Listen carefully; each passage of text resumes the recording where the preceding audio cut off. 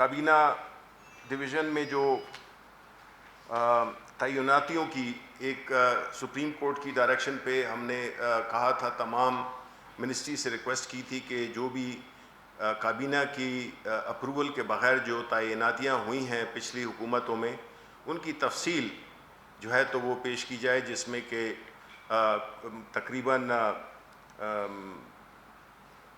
6-7 divisions نے تو اپنی رپورٹ پیش کر دی، اور باقی جو ہے تو ان کو ایک ٹائم لمٹ دی گئی کہ اس عرصے کے دوران جتنی بھی، تو فی الحال جو 6-7 ڈویژن جن کے بارے میں جنہوں نے اپنی رپورٹ پیش کی، اس میں 76 افراد کی ایک قسم کی غیر قانونی بھرتی تھی۔ اس کے علاوہ جو کابینہ جو بھی فیصلے کرتی ہے تو ظاہر ہے کہ اس کی امپلیمنٹیشن کو بھی دیکھا جاتا ہے کہ اس کی امپلیمنٹیشن کس طرح سے ہو رہی ہے اور کس حد تک ہو رہی ہے۔ وہ امپلیمنٹیشن رپورٹ بھی پیش کی گئی، جس میں جو کابینہ میں جو فیصلے ہوئے تھے وہ تقریباً 1376 کے قریب تھے، جس میں کہ 86% چیزوں پر عمل درآمد ہو چکا ہے، جبکہ 7% یعنی 114 پر عمل درآمد جاری ہے۔ پرائم منسٹر صاحب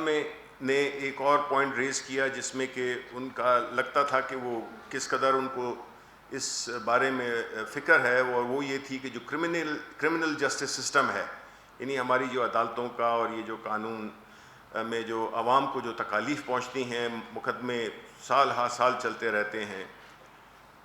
ان کی بارے میں انہوں نے استغفار کیا۔ تو انہیں یہی بتایا گیا کہ انہوں نے فروغ نسیم صاحب جو ہمارے وزیر قانون ہیں، ان کو یہ ہدایت کی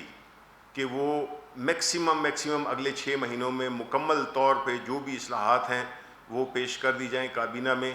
تاکہ ان پہ پھر ہمیں عمل درآمد کرنے کا بھی ٹائم مل سکے۔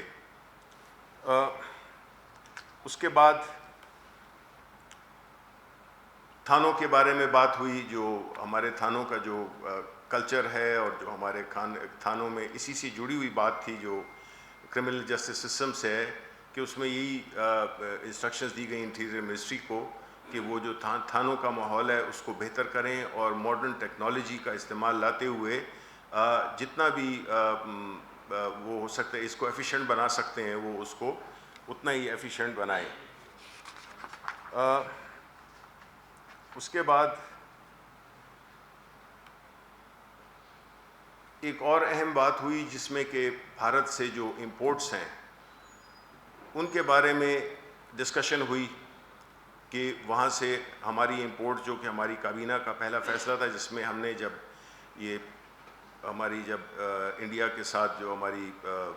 ایک وہ بنی تھی، ایک اسٹینڈ آف ہوا تھا، تو اس میں ہم نے یہ فیصلہ کیا تھا کہ ہم انڈیا سے تمام تجارتی تعلقات جو ہے تو منقطع کریں گے، اور اس میں صرف یہ تھا کہ جو ادویات تھیں اس میں ایک ریلیکسیشن، ایک ایکسیپشن سی دی گئی تھی، جس میں کہ جو لائف سیونگ ڈرگز ہیں ان کی امپورٹ کی اجازت دی گئی تھی۔ تو پرائم منسٹر صاحب نے اس کے بارے میں معلوم کیا کہ اس کی کوئی وائلیشن نہیں ہونی چاہیے، کہ ان ساری ادویات کا تفصیل منگوائی، جس میں کہ یہ دیکھا گیا کہ وہی اس کے کابینہ کے فیصلے پر عمل ہو رہا ہے یا نہیں ہو رہا۔ اس کے بعد ایک کابینہ نے Pakistan audit and account service کے گریڈ 20 کے افسر نوید اصغر چودھری کو ممبر فائنانس وابڈہ تعینات کرنے کی منظوری بھی دی، اور اس کے بعد کابینہ نے قومی کمیشن برائے اقلیت کی تشکیل نو کی بھی باضابطہ منظوری دی۔ آخر میں جو کابینہ نے کورونا وائرس کے تناظر میں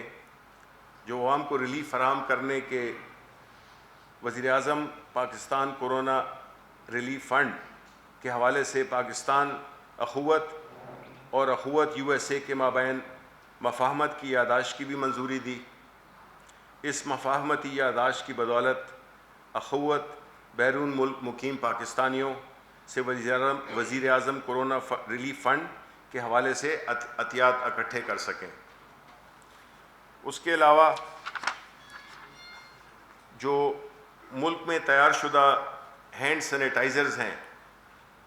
اس کی ایکسپورٹ کی بھی اجازت دی گئی، کیونکہ آپ کو پتہ ہے کہ اس وقت جو ہے تو ہماری حکومت ہر اس پروڈکٹ کو ایکسپورٹ کرنے کے لیے کوشاں ہے، کیونکہ ہمارے جو انٹرنیشنل جو فورن ایکسچینج ہے، ہماری جو ایکسپورٹس ہیں ان کو پش کرنے کے لیے سلیکٹیولی ان آئٹمز کا ایکسپورٹ کیے جانے کی اجازت دی گئی۔ اس کے بعد وزیر اعظم ہمارے جو وزیر پلاننگ ہیں اسد عمر صاحب، انہوں نے کرونا وائرس کے بارے میں ایک بڑی جامع قسم کی پریزنٹیشن دی، جس میں کہ انہوں نے پوری جو بھی فیکٹس اینڈ فگرز تھے، اس کے جو بھی تفصیلات تھیں ان کو آگاہ کیا، کابینہ کو آگاہ کیا ان سے، اور ساتھ ہی ساتھ میں یہ بھی اشارہ دیا کہ کل ایک میٹنگ ہو رہی ہے اسی پلیٹ فارم سے او سی سے، جس میں کہ باقی صوبوں کے وزرائے اعلیٰ تشریف لا رہے ہیں، اور مل بیٹھ کر ایک کنسنسس پیدا کیا جائے گا کہ جو پوسٹ 9 مئی ہے اس کے بعد یہ جو لاک ڈاؤن ہے اس کو ہم کس طرح سے نرم کر سکیں، اس کے لیے کیا تجاویز ہوں گی، یہ سارے جو چیف منسٹرز ہیں صوبوں کے وہ اس کو ڈسکس کریں گے، اور کل اس وقت تک ان کے جو بھی ریکمنڈیشنز ہیں وہ بھی ہمارے سامنے آ جائیں گی۔ لیکن وزیر اعظم صاحب نے یہ بھی کہا کہ یہ سب کچھ اسی وقت ممکن ہے۔ دیکھیں وزیر اعظم صاحب جو اس وقت ان کی تھرو آؤٹ کوشش رہی ہے، جس کو کہ ہماری اپوزیشن نے کافی تنقید کا نشانہ بنایا، کیونکہ وہ کورونا پہ بھی سیاست کرنا چاہتے تھے، خیر اس پر میں بعد میں آؤں گا۔ تو پرائم منسٹر صاحب کا ہمیشہ یہ ایمان رہا ہے کہ اگر ہم نے اپنے وہ اس طبقے کو جو کہ مزدور، دیہڑی دار اور جو معاشی طور پہ ایک ولنریبل سچویشن میں ہے، ان کو کس طرح سے سپورٹ کیا جائے، اور کس طرح سے ان جو بھی کاروبار ہیں، چھوٹے کاروبار ہیں، ٹرانسپورٹ ہے کسی حد تک، اور مختلف ایسی ایک سٹیج مرحلہ وار اوپن اپ کیا جائے اس لاک ڈاؤن کو، کہ جو غریب ہے اس کو مزدوری کا موقع مل سکے۔ لیکن اس کے ساتھ ساتھ یہ ایک بہت اہم پوائنٹ ہے جو کہ آپ کی وساطت سے میں کہنا چاہتا ہوں، جو کہ اصل میں وزیر اعظم صاحب نے کہا، وہ یہ ہے کہ کورونا وائرس کو اگر آج چودھری سرور صاحب نے بڑی اچھی بات کی، انہوں نے یہ کہا کہ یہ واحد جنگ ہے جو کہ آپ گھر بیٹھ کے جیت سکتے ہیں۔ تو احتیاط اور جو ایک قواعد و ضوابط، جب بھی یہ ہوا لاک ڈاؤن کو اوپن اپ کرنے کی، سافٹ اوپننگ اپ کی، اس کی جب بھی ابتدا ہو، تو اس میں جو سب سے اہم چیز ہے وہ ان قواعد و ضوابط، یہ ایس او پیز پہ اسٹرکٹ عمل درآمد، کیونکہ ہم افورڈ نہیں کر سکتے ہیں کہ یہ چیز دوبارہ بھی ہو سکتی ہے۔ اس میں کوئی یہ نہ سمجھے کہ یہ چیز ختم ہو گئی ہے۔ اگر ہم نے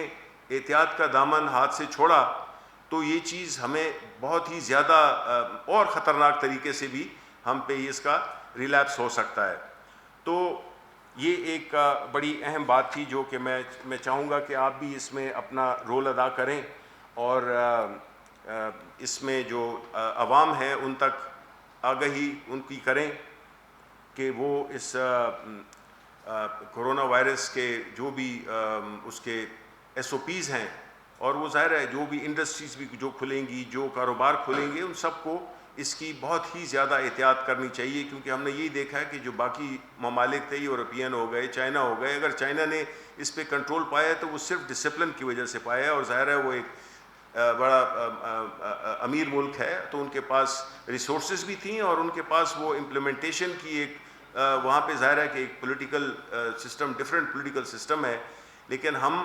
نہیں چاہتے اور نہ ہم یہ کر سکتے ہیں، ایک جمہوری ملک ہے جس میں کہ ہم کسی کو ڈنڈا لے کے ہم ان کو مجبور نہیں کر سکتے کہ وہ ایک خاص طرز عمل سے اپنی جو کاروبار زندگی ہے اس کو چلائیں۔ تو اس لیے ہم اپیل ہی کر سکتے ہیں اور تعاون کی ہم درخواست ہی کر سکتے ہیں کہ وہ اس عمل کو بڑے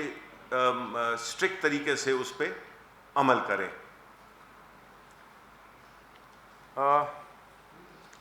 دوسری بات